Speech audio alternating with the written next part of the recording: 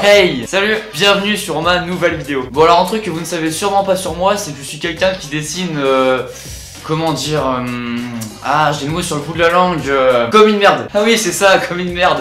C'est marrant quand même. Ceci est un homme heureux. Enfin, je crois.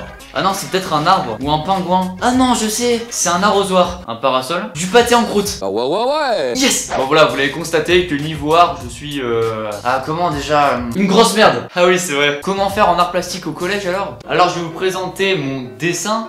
Donc le voici, alors je crois que c'est un pâté en croûte. Bah tu sors cette vieille phrase de rageux. Alors je tenais juste à préciser que l'art est subjectif et donc il ne se note pas. Oui c'est vrai, tu as raison, du coup je te le note pas, je te mets direct 0.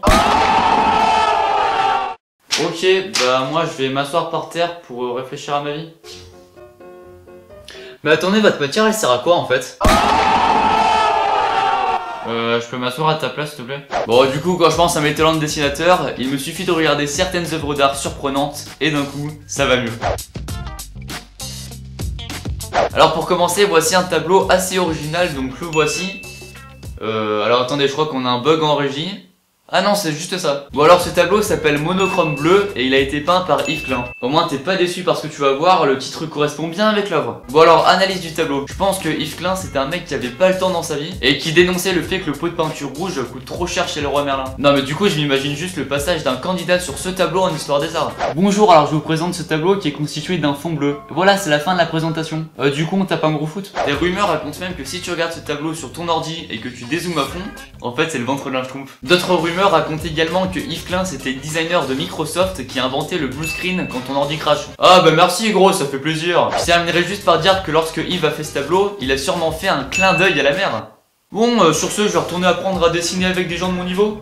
Ah non, c'est vrai, la maternelle c'est de ce côté. Nous continuons donc avec une autre œuvre et j'ai l'honneur de vous présenter cette fois-ci une sculpture. Alors c'est une sculpture italienne et vous le savez, les Italiens sont réputés pour être de très grands sculpteurs. On connaît notamment Léonard de Vinci, Donatello, Benvenuto Cellini, Michel-Ange. Ah d'ailleurs je propose qu'on parle du nom complet de Michel-Ange 2 secondes. Enfin plutôt 15 secondes.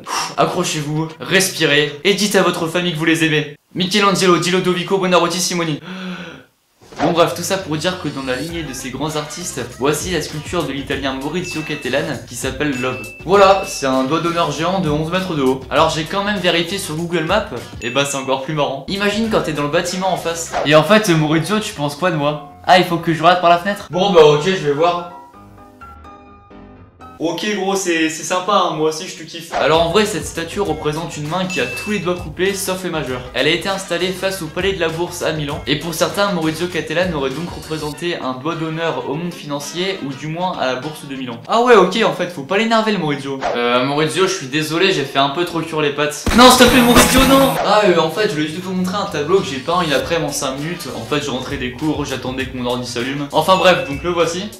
C'est pas plutôt la Joconde de Léonard de Vinci ça? Je vois pas les rageux. Arrêtons-nous à présent sur une nouvelle œuvre d'art très surprenante on va dire. Alors le voici. Oui c'est un urinoir. Cette œuvre s'appelle Fontaine et nous vient du français Marcel Duchamp. Et attention les potes, hein, cette œuvre c'est du Made in France.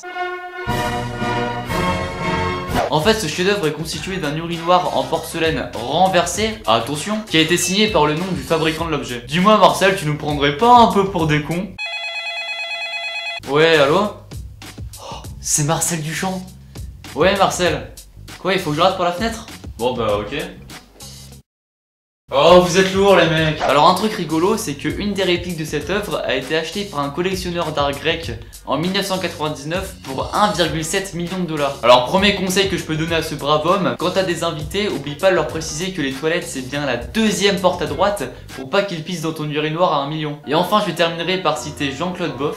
Acheter des chiottes à 1 million, ça fait chier. On remarquera la magnifique allitération dont a usé Jean-Claude.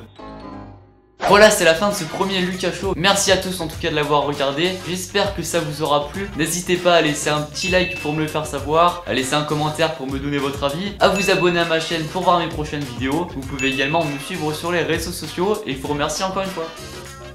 Ah c'est à mon tour d'être en goal? Ah bah ok, j'y vais avec plaisir, en plus je suis trop fort en cage. Ah oui, je suis parti jouer en Chine pour l'argent. En vrai le projet sportif, je m'en bats les couilles.